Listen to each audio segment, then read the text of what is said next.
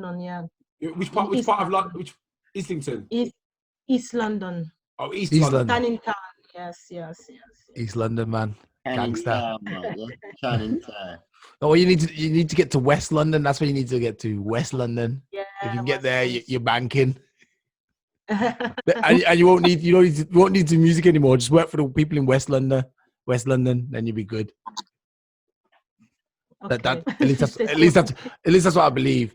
But security, you find thing is I've done security for a long time, and security you find a lot of intelligent people are doing security. People who would like the flexibility and are able to because obviously I always say to people, if you want to do something on the side, but your job doesn't work out, go into security, because you can most of the time you sit in an office all day doing nothing, so you can pull out your laptop or read a book or study the industry. You know what I mean? You can do that for hours on end. That's how I got my TEFL, my what's it called, man? My network engineering diploma and stuff like this, because I was just sitting at the desk the whole time and I was like, okay, I'll just learn this, man. I'll just learn this. Learned how to program websites, write C++, HTML.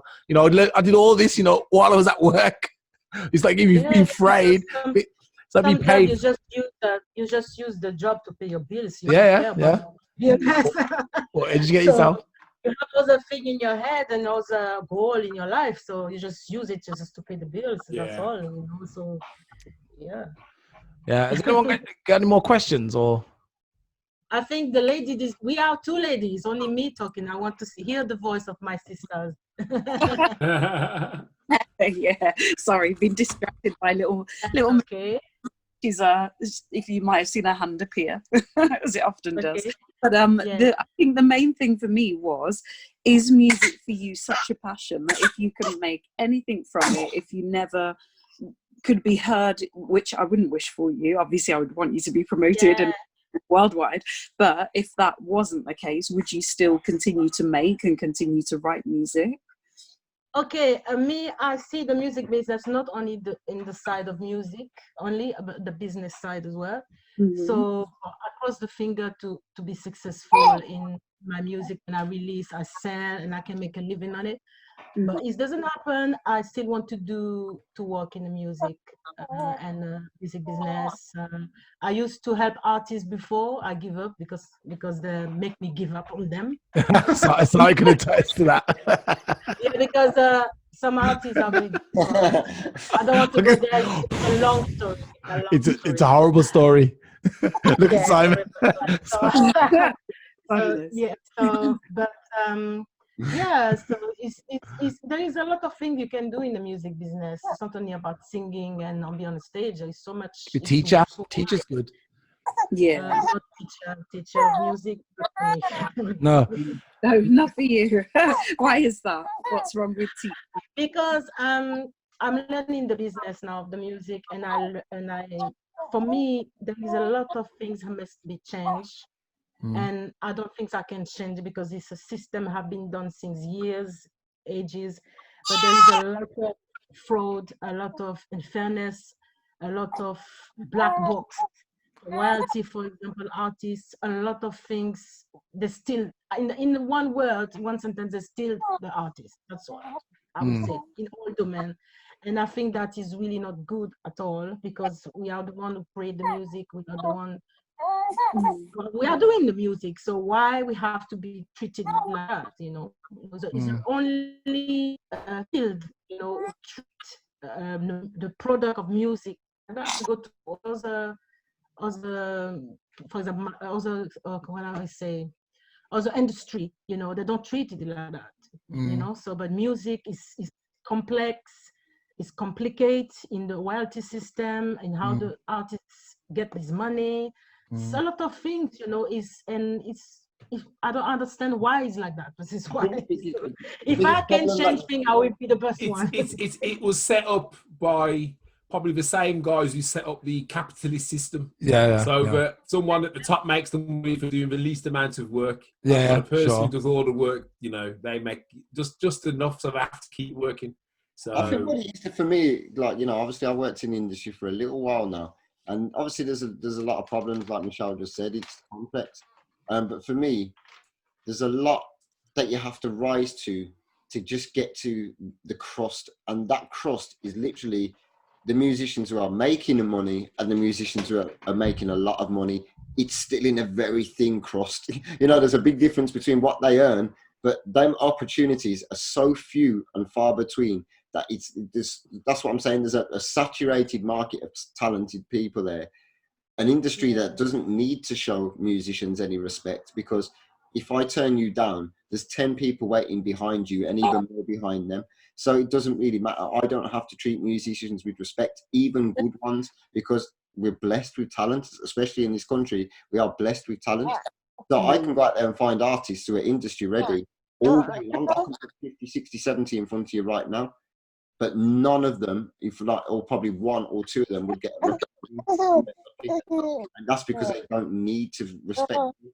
And then, like I say, for people like Michelle, for people like me, even working in the industry, Wayne, anybody like that, we have to just basically do everything for free or very little money until you get that opportunity. And then when it comes and the money comes, then it's like a snowball where it does actually keep on generating. You know, I know people who I've got on that ladder, and then because it's when they've reached a certain level of not recognizability or whatever you call it, where recognition, that's the one. Thank you for Wayne. The German, and it the German. Yeah, I'm tired as well. But yeah, so they've got a certain level of recognition, and that recognition allows them now to be attractive to other people who want to exploit that, and that is as simple as it is. And when they're exploited, when they're able to be exploited, then that's, you know, it's I'm having a bad day. And that's where the problems lie. You know, that's why we can't break through, because there's nothing to break through into. And then the doors that are opened almost on demand. They're not open for a certain amount of people to come in. It's almost like we're opening the door, right? You in, you out. That's it. We shut the door. Yeah. But the thing is, I mean, obviously with the digital age, I mean, if you think about it, it weren't 30 years ago that you either had to get a CD or vinyl, and that was the only route in. So you had to have money to put down. You had to do all the A&R stuff, go and visit all the offices, send off demo tapes. So it's actually become easier now to kind of get your music out there. Yeah. But it's become harder now because more people can do it even more now than ever at any time in history. Yeah. More people now who can just turn on a computer, throw together a couple of beats, get their sister to sing the lyrics, and put it out there. Yeah. Now, whether it's good or whether it's bad, you know, it's debatable. But it's crazy because it's actually opened up this door of anyone can get into music right now. Yeah. But that's a double-edged sword, isn't it? I think as well is a problem of exposure, because a lot of artists want to have exposure, and there is much art like Simon is creative market, too much out there. We weren't getting that. Music business is done that when you, for example, something I don't understand, you sell one song on iTunes, they sell it like 99 cents or 99, I mean, less than £1. I don't understand these things. And it's not the artist who put the price, it's the iTunes who decide that one song is the price. It's the distribution channels. I don't understand it. Distribution channel. I understand. So that's where you give away your money, because if you think about it, if you've got a company who've got 50 million people who you can access, they want to make sure they get their cut. What's the percentage that Apple take on iTunes, Wayne? Because you've got some stuff on iTunes, haven't you? You know, I don't. 30%. How much? 30%. 30% on sale. That's more than a label. Yeah, but they say they make it open for everybody. Sorry. If you sell your music on iTunes, they take 30% of all your sales. Criminal. So well, you say criminal, but think about it like this. What would you pay to get in front of every single iPhone user? But the thing is saying that though. How much would that cost you in terms of either time or money? They were saying that though, you're not in front of every iTunes. No, you aren't, but you're on that distribution platform. You're on the platform, but the thing is your music is stuck under like a fish in the sea.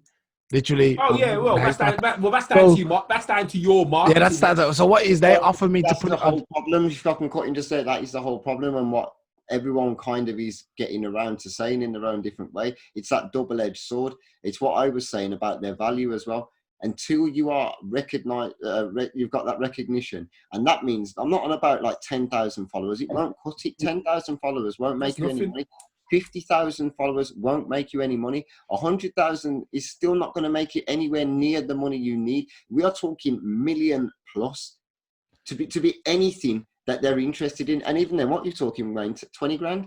You know, something like that. And even then, yeah, but, okay, Simon, I follow you. Yeah, but that is not that, because I can go to my website and sell music. Why I can't say, okay, I don't need tune, I don't need all this.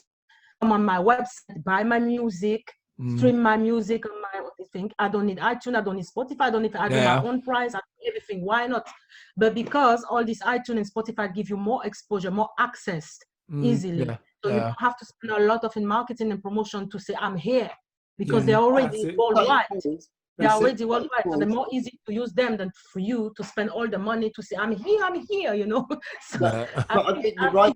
You are right in that, and that's like I say, that was the other edge of the sword, because at the end of it, it's like you have to do it anyway. Is pretty much what you're saying, because if you don't do it, there's no way to be recognised, because those are the accepted ways to market that in the marketplace. Whereas back in the day, like Nigel said earlier on, everybody had to, make a demo tape. They had to make something, put it onto vinyl. They had to get it into. But the difference between then and now is everybody knew where the promised land was and what it looked like. It was the labels. That was it. There wasn't another route. You can have a white label, see vinyl go out, and maybe it'll go out in the clubs. But I mean, it's very, very difficult. You might be a recognized DJ then, or have one tune that will go around the clubs and do well. But to get famous, to get rich, you had to go through the label. Now you don't have to go through the label. But now, instead of having one recognizable avenue, you've got maybe 5 or 6. So then you have to try and do all of them. You can't choose because you don't know which one's going to work for you. So Spotify, it's iTunes, it's on YouTube, it's on Bandcamp, it's on all these things going on online shows, radio shows, everything, and trying to do everything you can. So you are now your own promoter, you're your own manager, you do all of the work yourself. And then when you've hit the promised land of enough people are watching you, now the record label will try and swoop in. After done everything. Finished product, and then tell that finished product that they're no longer finished product, and then they'll break you back down into what they want, so they can mash you up and say, well, we need to do that for you, we need to do that for you, we need to do that for you. Take your money. And we'll give you a little 10,000 advance, but you're in debt for 100 grand. We'll catch you in a bit. Criminal, man. Is that what you found it? Has that been your experience, Michelle? About what? About going on all of the platforms. Is that how you feel? I've been studying this business, and even if people say you have to be everywhere, but there is some platform you have to choose more than other. Because it's depend of your target market and as well, and you need to know where the target market of your music is going. If it's not Facebook, you're not going to spend money on ads on Facebook or be there. If they are most on Instagram, you're going to go there. If they're on TikTok, you're going to be in TikTok or Snapchat or different, you have just to study as well to do a kind of market, because the proper market research we can't do it, costs too much money. But if you test the music and you just put the music one way and you see where the people react more, after that you can decide which platform you're going to focus more. That's smart. That's actually really smart. That's what I was thinking about. I'm going to do I was telling Nigel the other day, I'm going to go and do a test on, because I've done I've done Facebook and Instagram. I'm about to do a little campaign on Twitter to see what happens with that. I will have the 3 biggest. Obviously, Google banned me. Mother effers. Google, if you listen, stop. Allow me to come back on you. Why did they ban you, bro?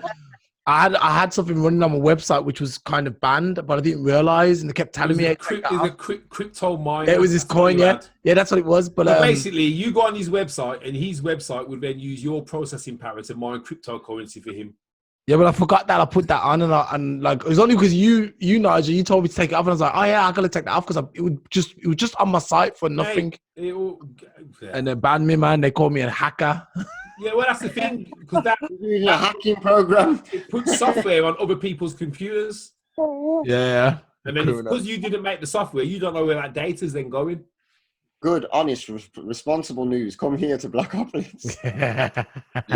We might jack up your computer and His disclaimer: there's no more illicit programs going on your computer. Slow down, brother. I'm going to tell you again, slow down. Okay, I got 2 more questions just quickly before we wrap this up. To Michelle. Michelle, you've been a great guest. Do you have any plans to perform live in the future? Okay, at the moment, I'm still in the process and performing. When my music is finished, yeah, I'm still waiting my music finish because of all this COVID-19, my sound engineer have been a little bit delayed. So I'm just waiting for everything to happen, and after I will release it, so company, a music from company, I have a plan for my single. And progressively and according to what's going on, because with COVID-19 you can't really go to perform everywhere, you know, it depends on the venue as well, what's going on. So I will plan all of that. And if I do, of course, I'm gonna put online, gonna watch me. Yeah, sure. Yes. And the last question is, where did you call the slogan "Groove with me"? Yeah. Groove with me. Where did you call the slogan? Okay, so back in the day, the record label I wanted to do was Groove Records, and after I there and I to a slogan "Groove with me," and on my Facebook I say "Groove with me" all the time. Every time I say something, And now even in the street, I have someone who call me "Groove with me." I say, okay, well, the slogan is love and like.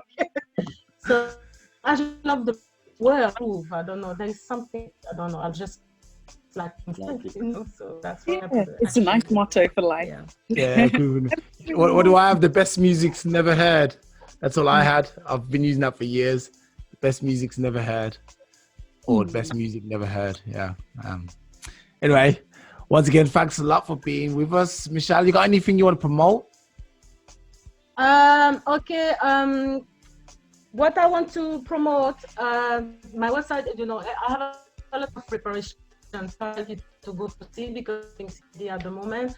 The only thing I can say to you, if you love music business, to go on my group. It's Music Business Grooves.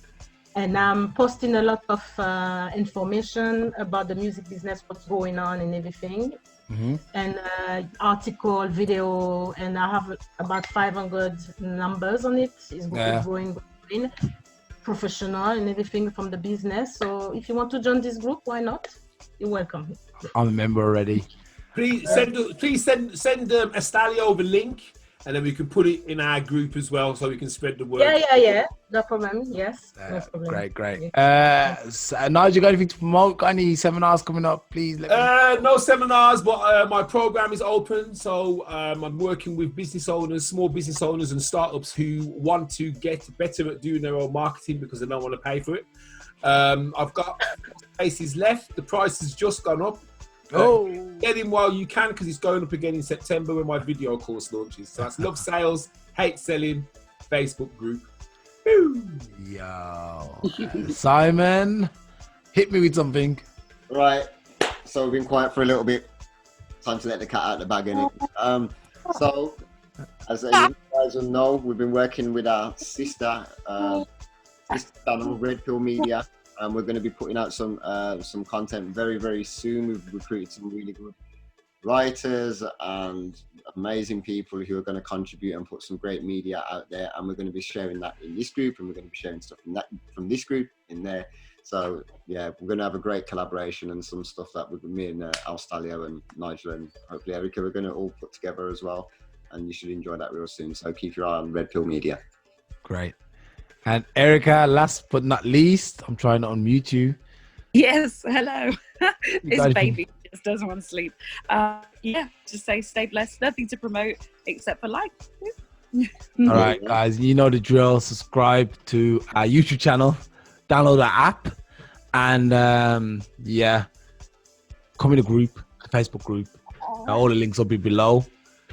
Yes, thanks for being on, and we'll dance out to the music as always. See you later, guys.